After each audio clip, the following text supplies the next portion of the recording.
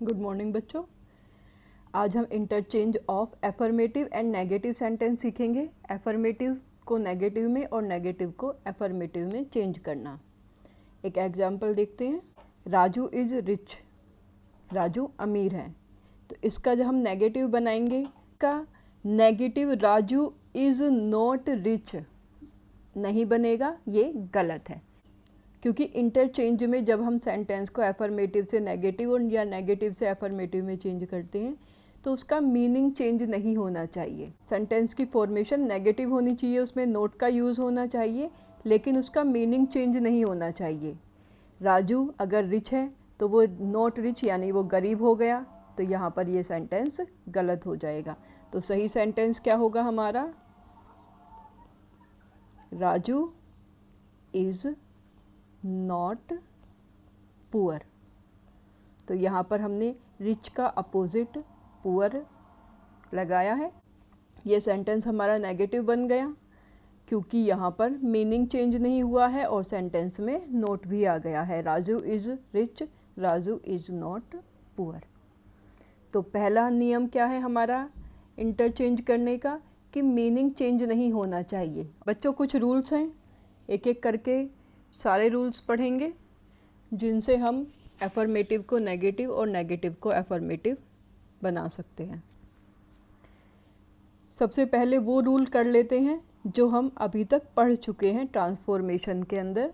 Rule number 1, to वाले sentence, जहाँ पर टू का यूज़ हुआ था और ये हमने ट्रांसफॉर्मेशन के जो हमने सबसे पहले वाला सेक्शन किया था उसमें भी सीखा था। जहाँ पर टू का यूज़ होता है उसे नेगेटिव बनाने के लिए हम सो दैट का यूज़ करते हैं। एक एग्जांपल देखते हैं। He is too weak to walk. यहाँ पर टू और टू का यूज़ हुआ है, तो जब इस सेंटेंस को हम नेगेटिव में चेंज करेंगे, ये सेंटेंस हमारा एफर्मेटिव है।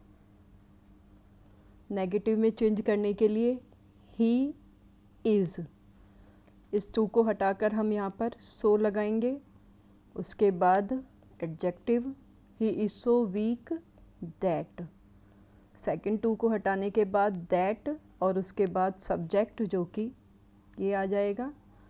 क्योंकि ये प्रेजेंट है तो यहाँ पर कैन नॉट आएगा। अगर यहाँ पर पास्ट होता तो यहाँ पर कुड नॉट आता, वॉक। ये हमारा नेगेटिव सेंटेंस बन गया।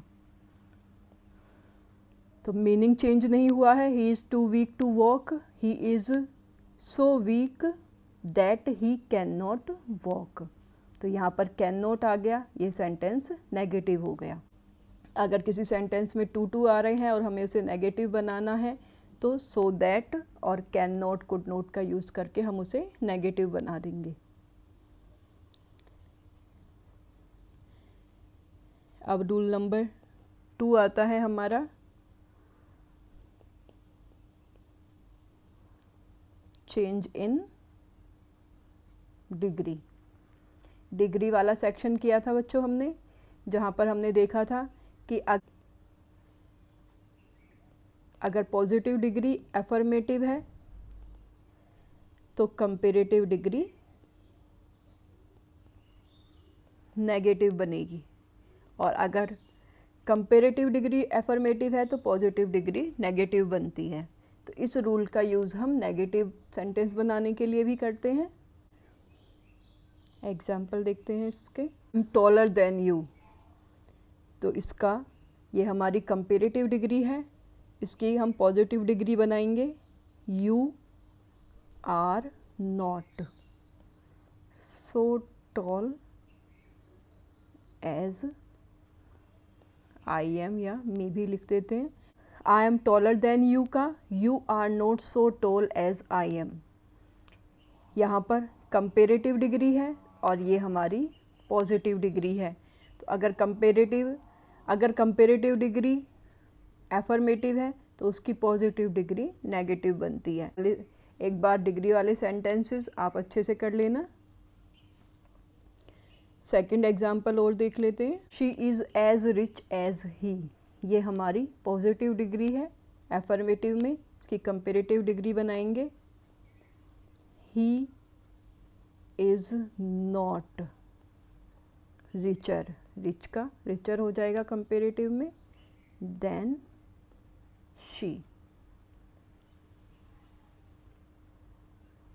ठीक है बच्चों, तो अगर हमारा डिग्री आ रहा है कहीं पर, डिग्री की पहचान क्या होती है, कंपेरेटिव में ई आर या मोर और उसके साथ देन, और पॉजिटिव डिग्री में सो एज के बीच में पॉजिटिव डिग्री या एज और एज के बीच में positive degree.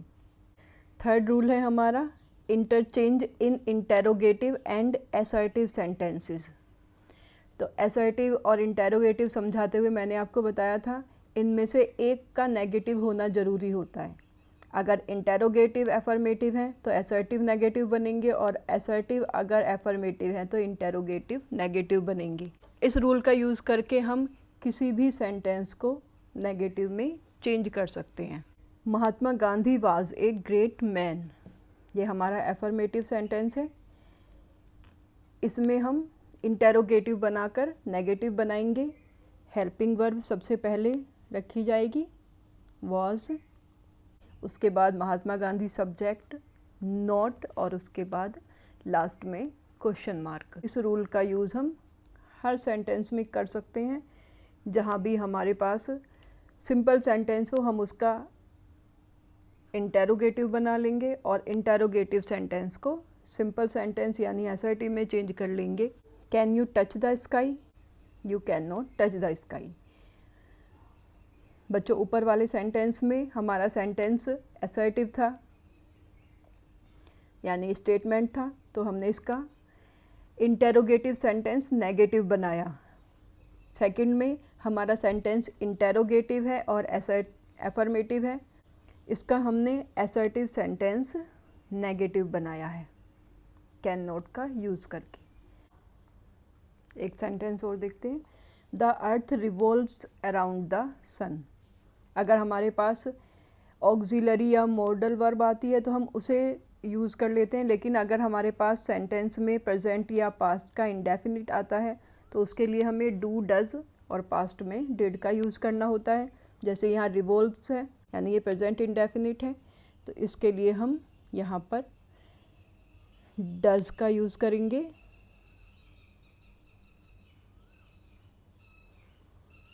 Does the earth not revolve,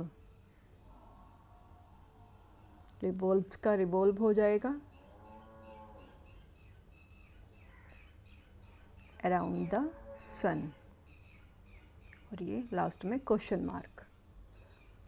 अगर यहाँ पर पास्ट इंडेफिनिट का कोई टेंस आता है तो उसमें वर्ब की सेकंड फॉर्म होगी, तब हम यहाँ पर डिड का यूज़ करके यहाँ पर वर्ब की फर्स्ट फॉर्म का यूज़ करेंगे। बच्चों, ये तीनों रूल्स हम लोग पहले भी कर चुके हैं, अब कुछ नए रूल्स पर आते हैं। नेक्स्ट है हमारा बाय यूजिंग एंटोनिम्स। जैसे हमने शुरू वाला सेंटेंस देखा था, रिच का नोट पुअर लगाया था, उसी तरह से हम एंटोनियम यानी अपोजिट वर्ड का यूज़ करके भी अपने सेंटेंस को नेगेटिव बना सकते हैं। सीमा इज़ एन ऑनेस्ट गर्ल, इसका negative Seema is not a dishonest girl. तो यहाँ पर ऑनेस्ट का हमने अपोजिट डिसऑनेस्ट और उसके साथ नॉट लगा दिया, तो ऑनेस्ट का अपोजिट हो गया डिसऑनेस्ट। सेंटेंस का मीनिंग भी चेंज नहीं हुआ। सीमा ईमानदार लड़की है, सीमा बेईमान लड़की नहीं है। यहाँ पर ध्यान रखना बच्चों, आर्टिकल्स का ऑनेस्ट के साथ एन आता है और डिसऑनेस्ट के साथ ए आएगा। You told a lie, you did not, you did not tell the truth. बच्चों, ये सेंटेंस पास्ट इंडेफिनिट का था, तो इसका नेगेटिव बनाने के लिए हमने डिड नॉट का यूज़ किया है। टोल्ड की फर्स्ट फॉर्म टेल और हमेशा याद रखना लाई के साथ ए आता है लेकिन ट्रुथ के साथ द आता है। इस तरह से आर्टिकल्स चेंज हो जाएंगे अपने बाद आने वाले नाउन के according. Everybody was present in the class. इस सेंटेंस में हमने प्रेजेंट का नेगेटिव एब्सेंट रखा है और एवरीबडी को यहाँ पर चेंज किया है नोबडी में। बच्चों ज़रूरी नहीं है कि नोट लगाएंगे तभी वो सेंटेंस नेगेटिव बनेगा। अगर हमारा नो से रिलेटेड कोई भी वर्ड आ रहा है, नोबडी आ रहा है, नो वन आ रहा है, नन आ रहा है, तो भी वो हमारा सेंटेंस नेगेटिव ही होता है।